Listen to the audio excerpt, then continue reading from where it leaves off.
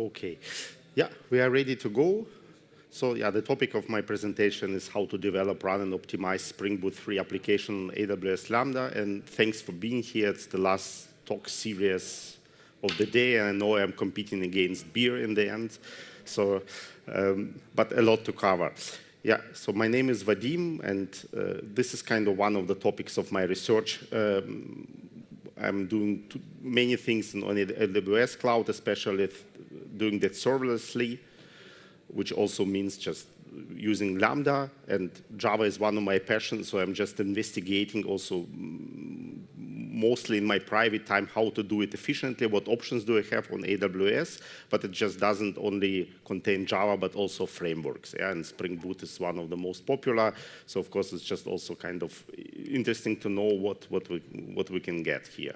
So you can get in touch with me via all possible channels here, and yeah, me and my company, I'm just nearly in 19 years there, we are completely on AWS. By the way, who is using AWS from you?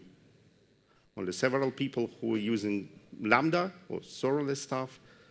Okay, a bit less. So it's not the talk about serverless in general, but how it just can Java be used there, so that's the topic of the investigation. And why I just wanted to specifically talk about Spring Boot.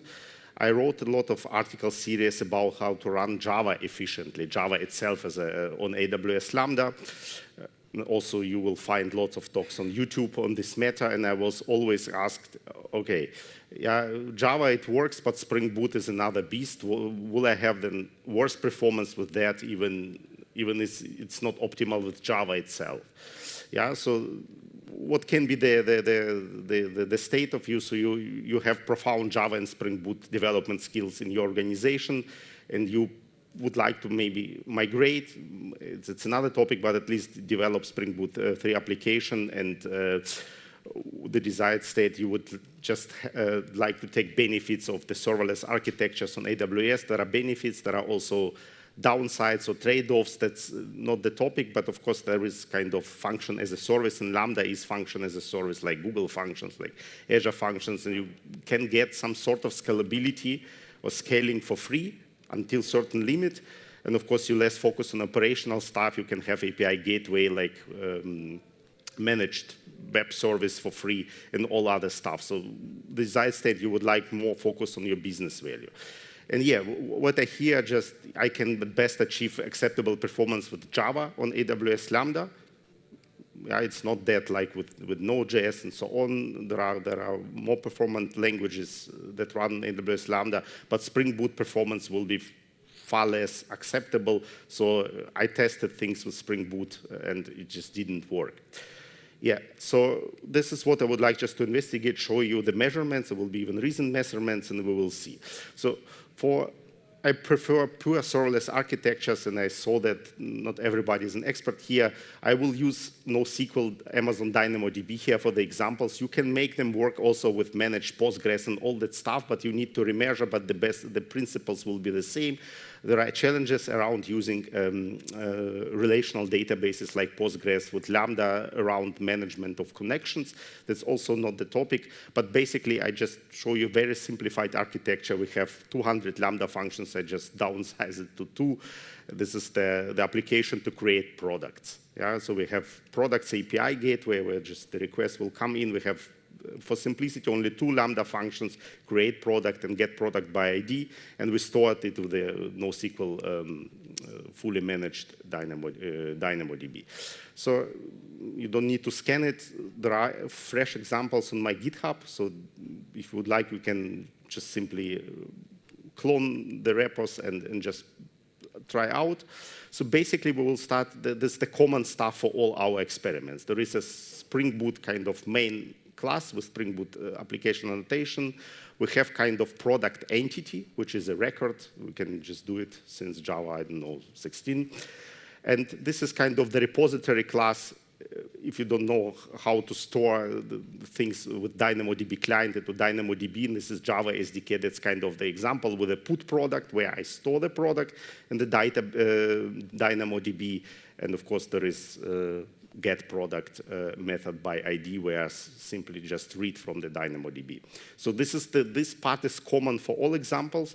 Then will become some differences. So what we will explore here, I will dive a bit more deeper into different solutions like AWS Serverless Java Container Framework and AWS Lambda Web Adapter tool.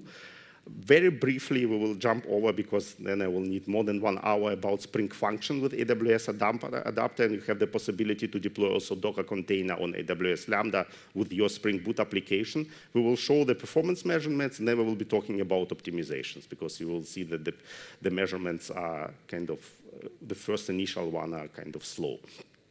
So let's start with AWS Serverless Java Container.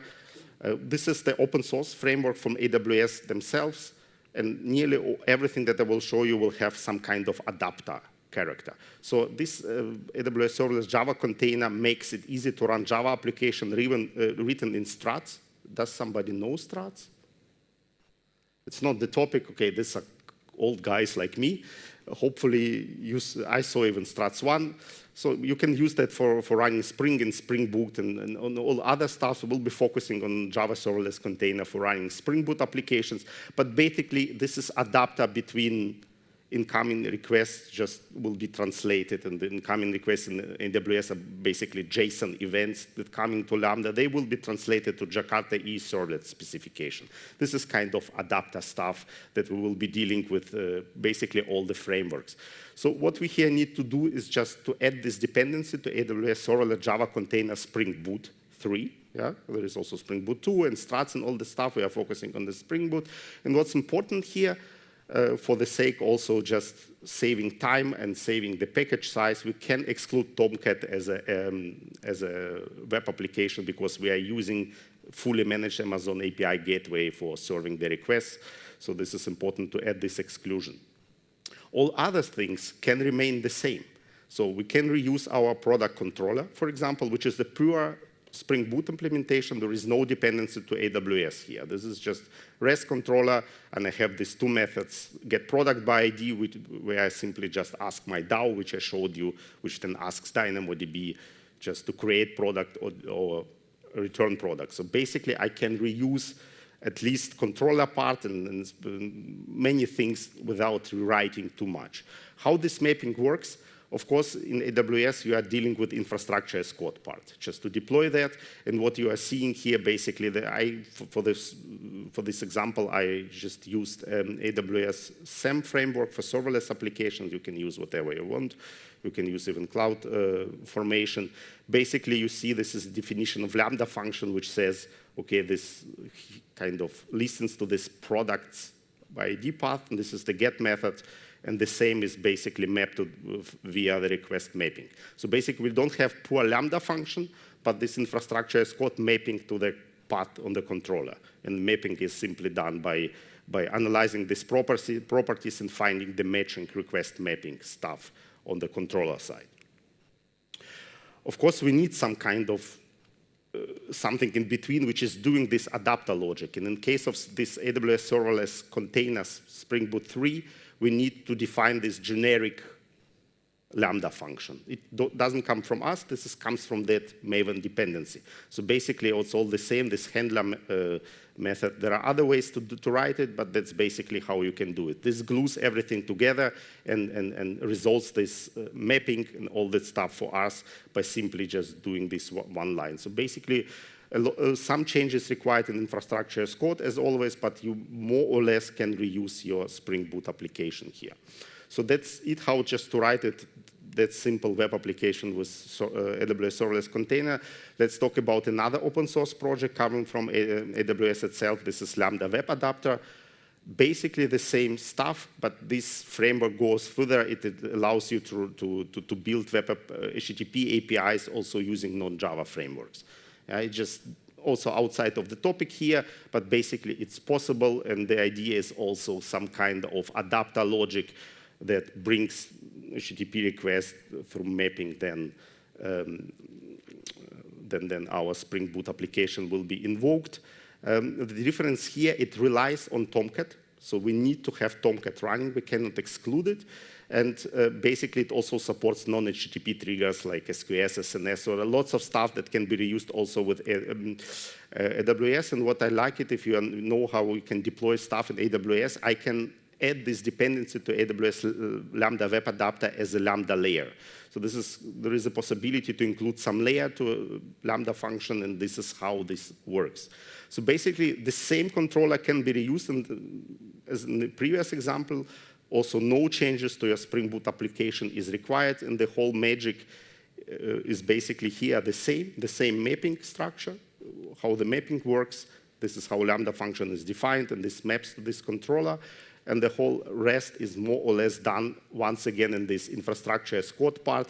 This is the get product by ID function, and this is the layer, which includes basically this AWS Lambda Web Adapter. You simply copy this line. Yeah, sometimes the version might change. I saw that the last one is now at, I think, 23.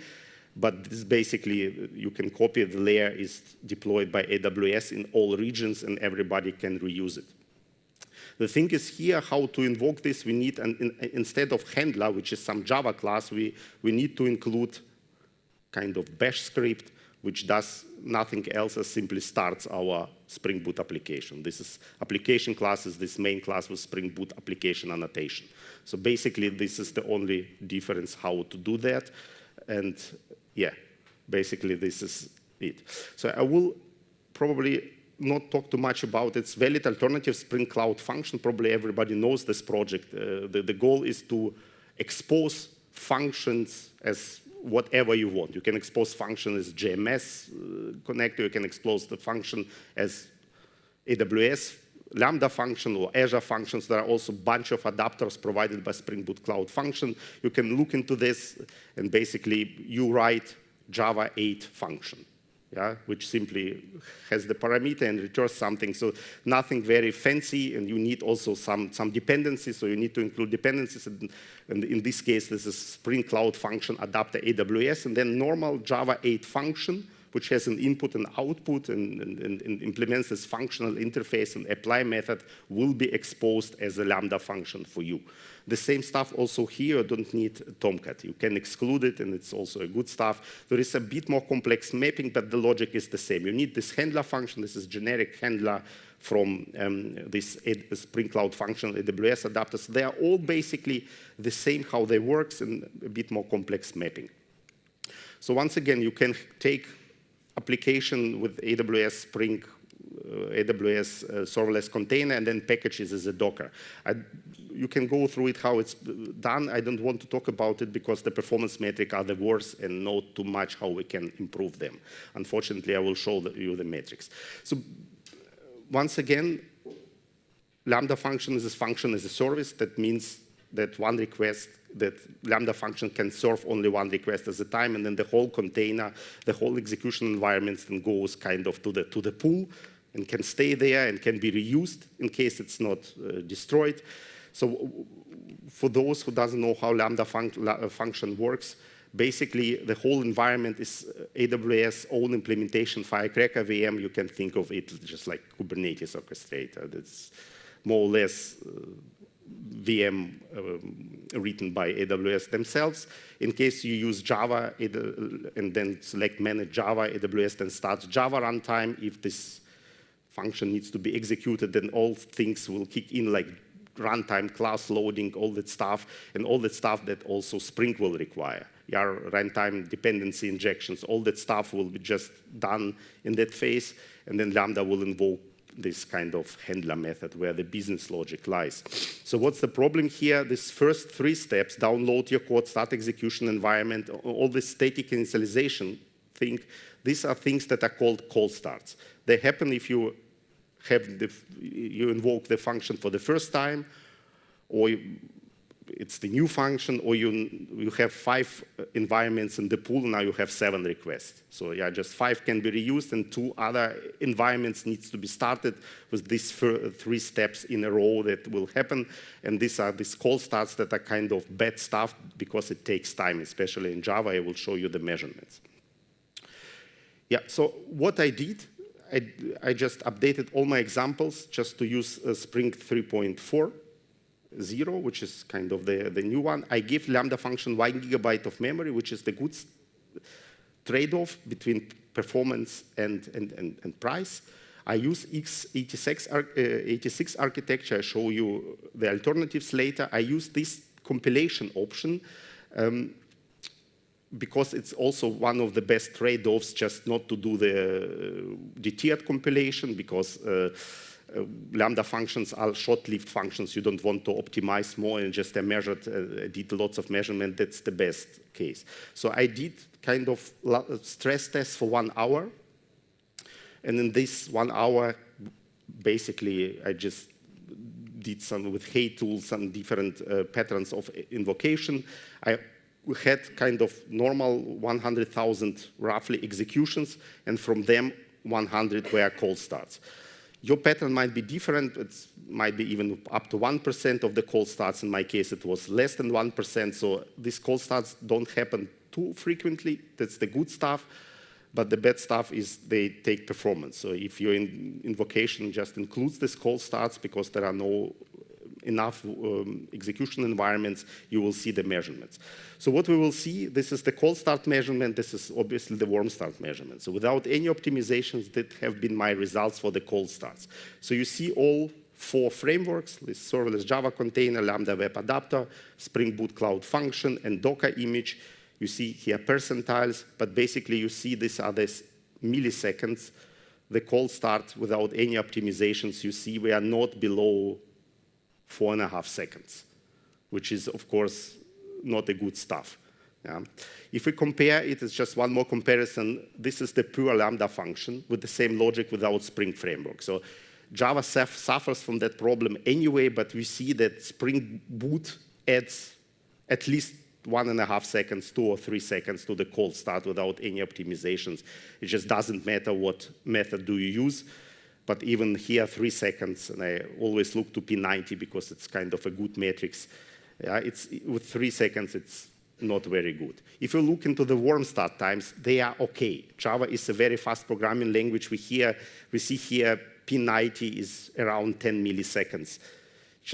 It's okay. Yeah? So if you don't have frequent cold starts, maybe it's even not a problem for you because it's really fast. Of course, there are some outliers here. If I show you here this P99 or max values, there are big outliers and they are explainable. But if P99.9 is okay, then I say, okay, 1 from 10,000 or million invocations can be slow. So basically, warm starts are negligible. It's just about milliseconds. So, okay, now we have these values, 4.5 seconds, P90, depends on the framework, even 7 seconds. And this was the point that people simply stop trying to improve that or look what's around and say, I just cannot make it work. I have public-facing application 4, 5, 6 seconds. Even if it's only 1%, I will lose customers. Might happen. So what are the alternatives? I will start with the AWS own one, SnapStart. Does somebody know what's that or uses that? Okay, no. That's basically also comes from AWS, and it's just the way to improve startup performance for latency-sensitive application, and it's fully managed. By fully managed, it's basically you decide per Lambda function, do you want to have it or not? It's one line in the infrastructure as code, but basically it's enable or disable. You can think of it just here you say, I would like to enable it. That's basically it. It started 2 years ago as it was introduced, and until last December, it was only for Java runtimes until 21. But now also AWS released it for Python and .NET. I just didn't experiment it. So it's only for if you use it for Java, it's only for the managed Java runtime. So Docker is not a Java managed runtime. You cannot activate it for Docker, but the first 3 frameworks, you can use it. Yeah? And it's not also not for GraalVM Native Image. We will be looking later. So that's basically the optimization that you can do for these 3 frameworks. How does it work? What is this SnapStart? Probably everybody heard about CRaC and CREU, or at least about CRaC. But basically what AWS does, if you enable SnapStart, then the there are some additional steps that will be done during the deployment phase of the Lambda function, not during the invocation, where the live tracking, but the deployment phase.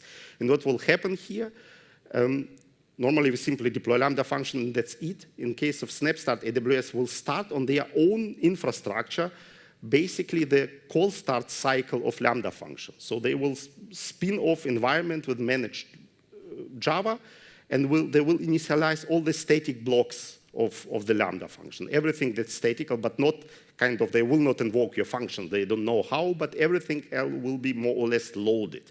So the whole class loading, all that stuff, and they will create the snapshot of it, and this snapshot will be stored.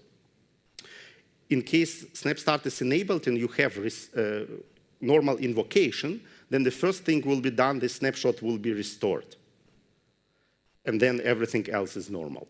So what's the idea behind that is, of course, that the snapshot restore is quicker than the call start. Otherwise, it just doesn't make any sense. You will simply prefer call start. Yeah? And of course, people probably know about this CRaC. AWS has its own technology. They do this Firecracker microVM snapshotting. So the whole environment, they snapshot, they control it, they develop Firecracker, so they know how to do it. But from the idea, it's comparable to CRaC. And CRaC used at least CRIO as one of the options. Now they added another one. So there are different kind of advantages and drawbacks, but that's one of the things. Before I show you the measurements with simple enabling SnapStart, there are ways to improve that, and I just want to talk about now that we see all the measurements. One of these things is just SnapStart with priming. What's the idea behind priming? We know that Java loads the classes kind of on demand when they first more or less are required. So if you don't use in the static initializer block some classes, they will not be loaded. So if we use them only during the function invocation, only then. And this can be used just to preload as much as possible in this snapshot, because then we can restore this.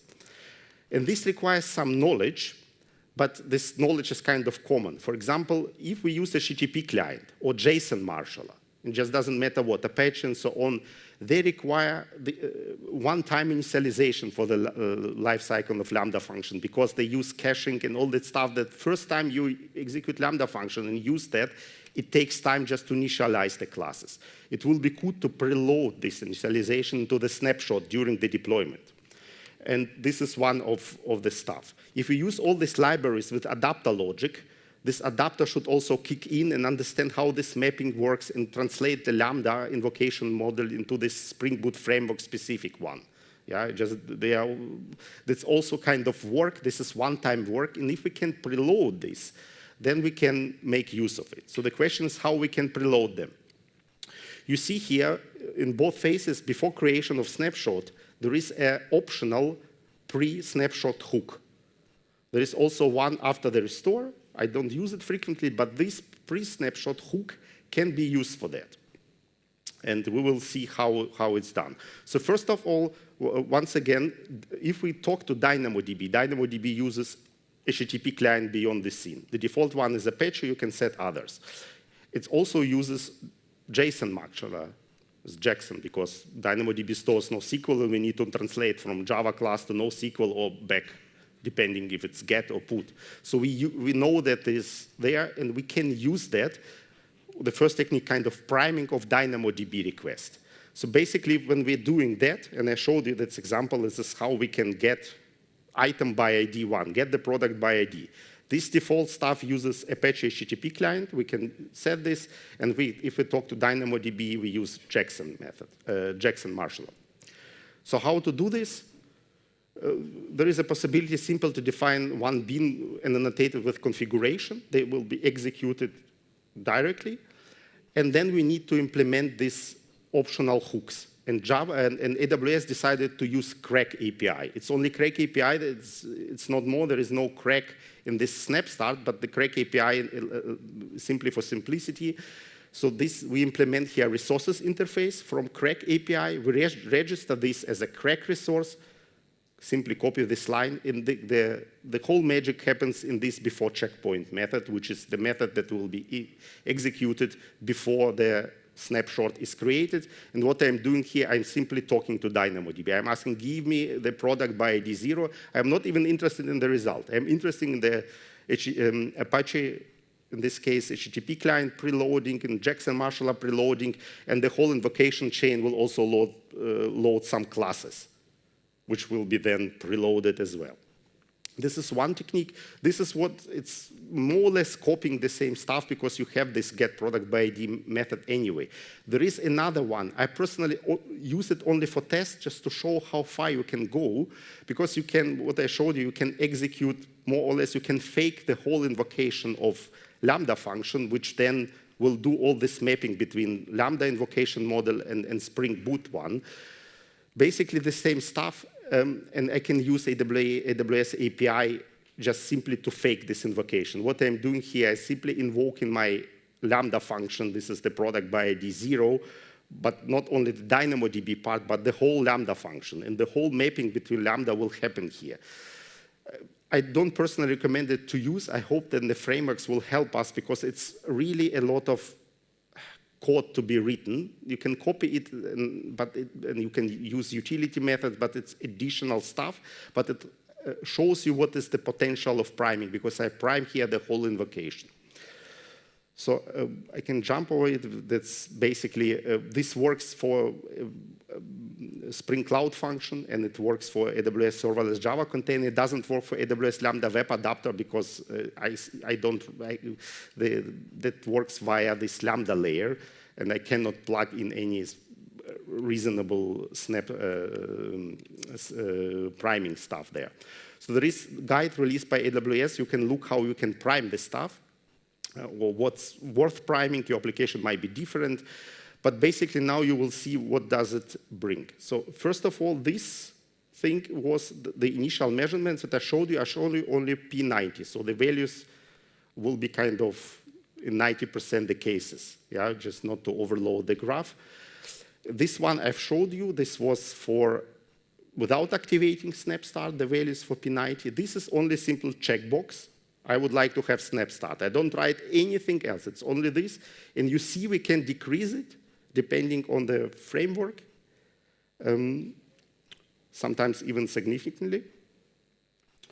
And yeah, so what's important here, this is SnapStart with DynamoDB and priming. This is the yellow one. So you see, this is very easy to implement, and with DynamoDB priming, you can get the cold starts down to 1 second or a bit more than 1 second, this green one. So this dark red is for this huge additional logic. You can go even further, but basically, even with the yellow one, you can achieve, not for this framework, but for Spring Cloud Function, for AWS Lambda Web Adapter, you can have it down to 1 second, which is acceptable, and it's not too much logic to run. So I will jump over that. One thing is just important to know, or at least to understand. I showed you all the results for all cold starts. The thing is, there is a tiered cache, how this snapshot is stored. And this tiered cache is very complex stuff, how AWS did it, but basically, this is multi-tiered cache where they also cache their pieces of your Lambda function. Now, you don't need to worry about this, but first, if you execute your Lambda function for the first time, this cache is partially empty. There are pieces of Java runtime that shared among others and all that stuff, but of course, your specific logic cannot be here. And then they start to cache the stuff, which means that subsequent call starts are even quicker. And this is also one of the caveats that people test with SnapStart and sometimes with priming only 2 or 3 invocations and say, for me, it's still slow. But do more invocations. Yeah, I also wrote a blog post about it. AWS talked about this. This is the talk by Mike Danilov at InfoQ last year. They talk about AWS Lambda, SnapStart under the hood, but also about this tiered cache. And if I will give you simply the stuff measurements now, I would like to measure not the whole 100 call starts, but the performance for the only last 70 from them. So we will simply drop the first 30. And now you will see even that the results. So you see here, AWS Serverless Java container, all 100 call starts. The second one is only 70. Next framework, 170, and all of that. So you see that if you only look into the last 70, then the results is even 700 milliseconds. Only 700 milliseconds for P90. Here is also 700, the same. So basically, I mean, your Lambda function can have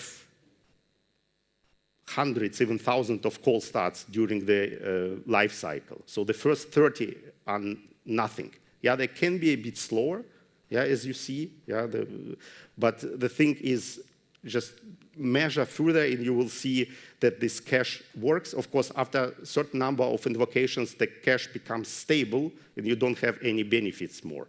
But the first, I would say, 10, 20 call starts are significantly slower, which is nothing. Yeah, so this is important, just know that there is this cache.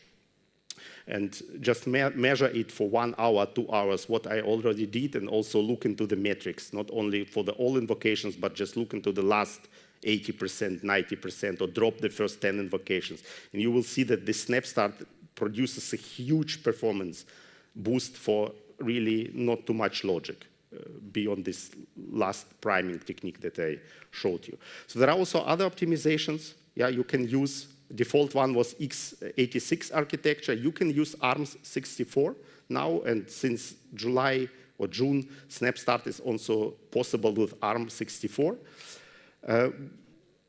You can set different memories, like not only 1 gigabyte, just try a bit of range. Also, you can use different compilation options, tiered compilation, C1, C2. I showed you the result with the, I would say, the most promising one.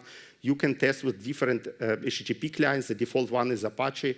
AWS SDK supports URL connection, and AWS own one, AWS CRT native HTTP client. Especially interesting is just to look into this ARM64 architecture stuff, because AWS works on this processor. This is Graviton, which supports ARM64, and that's why they offer this. If you choose that architecture, then Lambda becomes 25% cheaper. So sometimes you just need to measure performance. And my performance was ARM64 call starts 10% slower than x86, but it's 25% cheaper. So overall trade-off might be a good one. Yeah, so you can give more memory to have the same performance, and it might be cheaper as x86, and it's only architecture. So you simply write the same code and run it on another architecture, because it's just Java. Okay, there are, of course, some challenges. Once again, only Java, Python, and Net are supported, which is a good one. Deployment, in case SnapStart is enabled, takes between 2 and 2.5 minutes, because this snapshot will be taken, secured, and stored in multiple availability zones. It takes time. It's nothing for granted. This versus the developer experience there. Yeah? But of course, if you are doing some test phase or you are on the staging, maybe you can simply don't use SnapStart, basically, yeah, for this. But for live deployment, it might be okay. There are other limitations, like you cannot use AFS, might be okay for you. Framework comparison, different story. They have different trade-offs. I just wrote down what's possible. Basically, AWS Serverless Java container and Spring Boot Cloud Function both can be transferred into the GraalVM Native Image, which is a good one. You cannot do this for Lambda Web Adapter, but Lambda Web Adapter offers the best possible performance. So it depends on the situation what you would like to use. But with at least SnapStart enabled and priming, they are both have similar results, basically. And Docker provides the worst possible performance, so that's, I simply don't recommend to use it. So the last piece of, okay, what's with GraalVM? There are so many talks. Can I use GraalVM Native Image? Of course you can. Probably not much to talk about this. That's known stuff, that native image, GraalVM Native Image, because it's natively compiled, reduce call start and memory footprint, but it's interesting to know how far and how it compares to SnapStart. The thing is, there is no, GraalVM is separate VM. It's not a Java, it's not JVM, and there is no managed GraalVM on AWS. But there is a custom runtime. They support custom runtime, and in case it's custom runtime, you can build your native executable and then package this native executable as a function zip. A native executable should have the name Bootstrap within that. So basically, this is the way how you can deploy GraalVM Native Image. And yes, Spring Boot 3+ supports GraalVM Native Images through IoT stuff, yeah, which basically means we need a lot more stuff in dependency management. Yeah, that's one of the examples.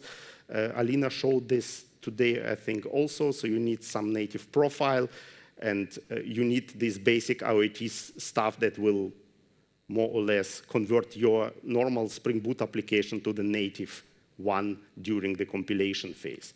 And yes, you should use that GraalVM build tools plugin just to produce the native image in the end. The thing is here, you need to give a hint to the compiler what will be used per flexion. You can also just do it in the JSON file, but Spring provides additional abstractions, and you see the names of these classes are, I don't know who has thought about this, it's just so long, but basically you need to give, this is more or less known stuff, what will be loaded via reflection. These are these API gateway proxy classes. You need to put here your entities, like product and all this stuff. So first of all, you'll probably run into the errors, but once you are done, you can basically define this class very easily. It's just not too much work, but requires a bit of just looking around. So now I just took this AWS Serverless Java container application that I showed you. This is the first framework that we introduced, and produced GraalVM native image from this using GraalVM 23, so the recent one. So what you see here, the same stuff, 1 GB of memory, and if you will look into P90, we have here 900 milliseconds call start time, which is okay, kind of. Yeah, the warm start times are also much better. Yeah, this is also known stuff that that happens if you use GraalVM. It's just also warm starts are better, and this kind of here also predictable performance. So this is basically putting into perspective for P90 also GraalVM native image. Personally, I think one can optimize my application that this GraalVM native image call starts will be even better than you see here 900 milliseconds, because with DynamoDB priming and SnapStart, for at least last 70, not the whole 100, I can go down. Yeah? They are lower. If you see this green line, especially for Lambda Web Adapter, here this is comparable. So GraalVM native image with Spring Boot, unfortunately, doesn't deliver what I promised, what's really promising. The interesting thing is I compared GraalVM native image with Spring Boot and without Spring Boot. And you see, without Spring Boot, the call starts are 200 or 300 milliseconds lower, as with Spring Boot. So maybe you can optimize my application further, maybe exclude some dependencies that might not be used. For example, I don't know if it's possible to exclude the whole GPA stuff. I'm using DynamoDB. I'm not interested in all this stuff. So maybe we can reduce the package size, which is also one of the factors of the call start. So personally, I see that the GraalVM native image with pure Lambda function is better performing than the SnapStart. But in case I'm using Spring Boot on top, then there are additional 200 or 300 milliseconds, and then the SnapStart has comparable performance here. Yeah, there are other optimizations. As I told you that there is this HTTP client, AWS CRT client. Since 1 month, it's also GraalVM capable, so you can test it out because it's native. It should produce better results. I just also need to test it, whether I can go down with the call starts. But basically, it's possible to go down below 1 second, and with all technologies, and this is more or less a good message. So here are some conclusions about GraalVM. Really powerful, Yeah, and it really improved cold starts and memory footprint significantly, comparing just not using SnapStart and not using GraalVM. But yes, AWS Lambda Custom Runtime requires Linux executable only. Not a big deal. You can have CI/CD pipelines. And of course, producing GraalVM Native Image, for my example, also takes minutes, like SnapStart snapshot producing. It's also about minutes. And it's then up to you. Also, it's your CI/CD pipeline. So it also burdens you with the CI/CD costs because it takes time. You need 10 gigabytes of memory, something like this, to produce GraalVM Native Image. It's then up to you. SnapStart is checkbox, and it's on AWS to do this. That's the difference. Yeah. Also, you need to pay attention. We are using lots of open source libraries which load all the stuff. Alina also showed us Micronaut, Quarkus, Spring Boot, Helidon. They are kind of GraalVM Native Image ready.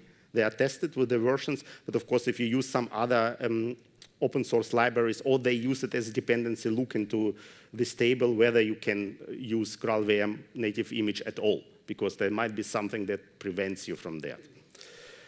Yeah, so I'm currently publishing more in detail what I'm talking about in my series on DevTools. So you will see here links below. You see the links to GitHub repositories to all the examples, so you can also download that.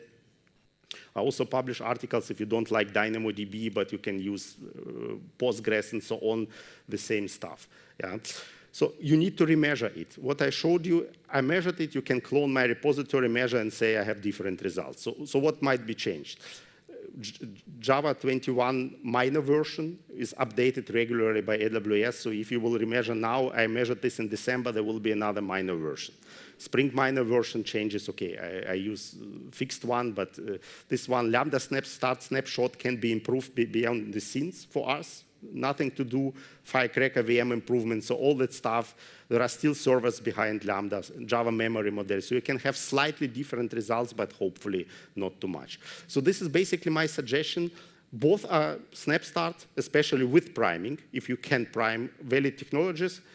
I personally prefer to start with SnapStart because it's fully managed. I don't need to work with this, with building this the native image.